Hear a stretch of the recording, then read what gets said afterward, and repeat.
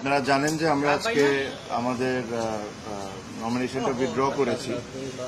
আমি সহ প্রায় 14-15 জনের মতো এই জিনিসটা আমরা উইথড্র করেছি। আর এটা উইথড্র করার রিজনটা খুবই ক্লিয়ার। এখানে আমার কাছে মনে হয় না যে আমাকে খুব ডিটেলসে বা ব্যাখ্যা করে আপনাদেরকে কোনো কিছু বলার আছে।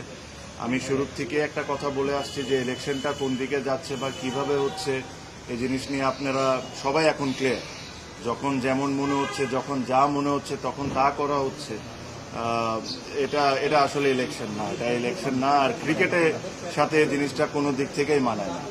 আপনারা আই এম শিওর যখন ইসি তালিকা দিবে যে আজকে কারা কারা উইথড্র করেছেন, তাদের নামগুলো আপনারা দেখলেই বুঝতে পারবেন যে তারা সবাই তাদের জায়গা থেকে হেভি ওয়েট, তাদের ভোট ব্যাংকও ইটস ভেরি স্ট্রং। এটা হলো আমাদের একটা ওয়ে অফ প্রোটেস্ট, যে এখান থেকে এসে যে এই নোংরামির পার্ট আমরা থাকতে পারবো না।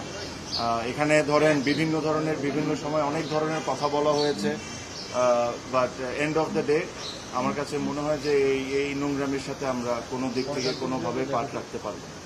আর সেকেন্ডলি আমি একটা জিনিস সবসময় বলছি, ক্রিকেট, বাংলাদেশ ক্রিকেট এটা ডিজার্ভ করে না, বাংলাদেশের ক্রিকেট ফ্যানরাও এটা ডিজার্ভ করে না।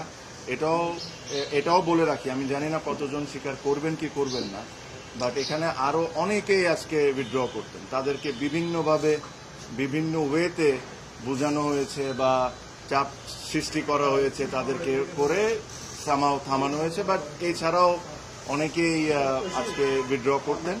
তাও 15 জন যদি আজকে করে থাকেন, যদি আমি রাইট হয়ে থাকি, এটা একটা সিগনিফিকেন্ট নাম্বার। অলমোস্ট 50% আপনার উইথড্র করে নিয়েছে।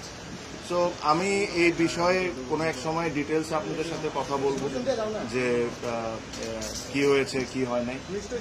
আমি একটা জিনিসই বলবো যে যারা বোর্ডে আছেন তারা যদি এভাবে করে ইলেকশন করতে চান করতে পারেন, জিততেও পারেন। বাট আজকে ক্রিকেট 100% হেরে গেছে, এটা নিয়ে কোনো সন্দেহ নাই। আপনারা বলেন বড় গলায় যে বাংলাদেশে ফিক্সিং বন্ধ করা লাগবে, আগে ইলেকশনের ফিক্সিং বন্ধ করেন, পরে ক্রিকেটের ফিক্সিং বন্ধ করার চিন্তাটা করি। তো আমার এর চেয়ে বেশি কিছু বলার নাই। আমার কাছে মনে হয় যে এটা স্পষ্টভাবে ক্লিয়ার সবার কাছে, কারা কারা কোন সময় কারা কারা কোন ধরনের ইনভলভমেন্ট এখানে দেখেছেন, কি ধরনের ইন্টারফারেন্স হয়েছে। নিয়ম ইচ্ছামতো কত সুবিধার মতো যে সময় দরকার ও সময় চেঞ্জ করা হয়েছে। আর এর সাথে কারা কারা জড়িত একদম স্পষ্টভাবে ক্লিয়ার। আমি এর চেয়ে বেশি আর কোনো কথা বলবো না, বাট ইনশাল্লাহ ভবিষ্যতে আমি এটা নিয়ে অবশ্যই কথা বলবো।